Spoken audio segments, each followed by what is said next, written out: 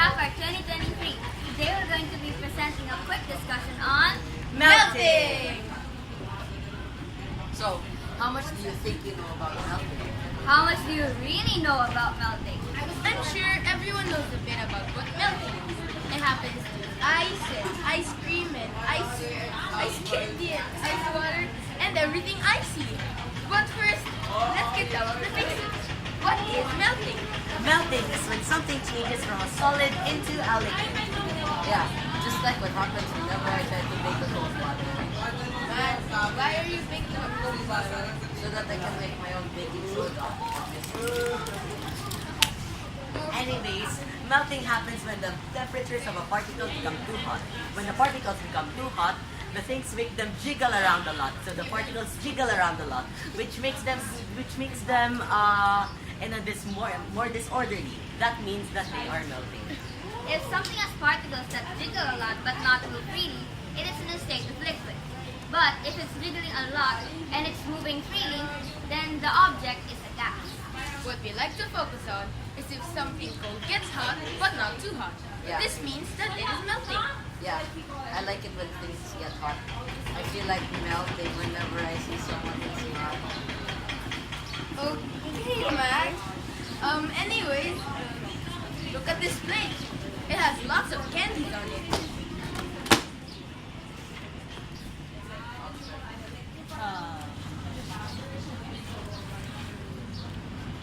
We're gonna pour all the water into this plate. See what happens.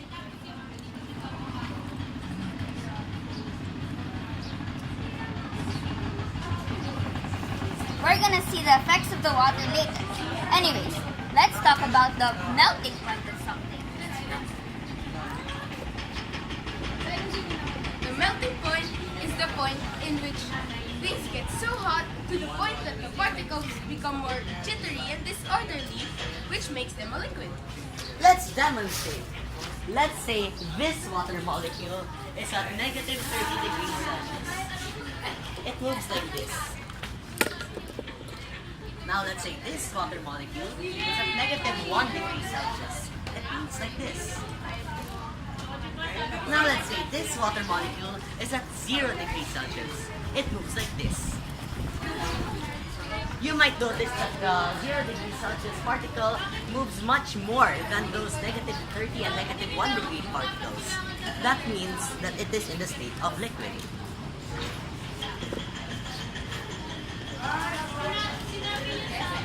Anyways, let's look at the plate again.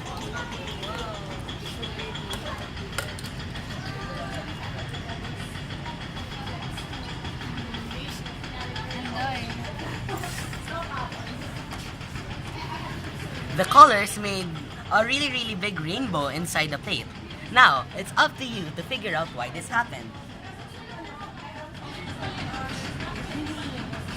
Anyways, since we've shown how and why melting works, let's see what it does on humans.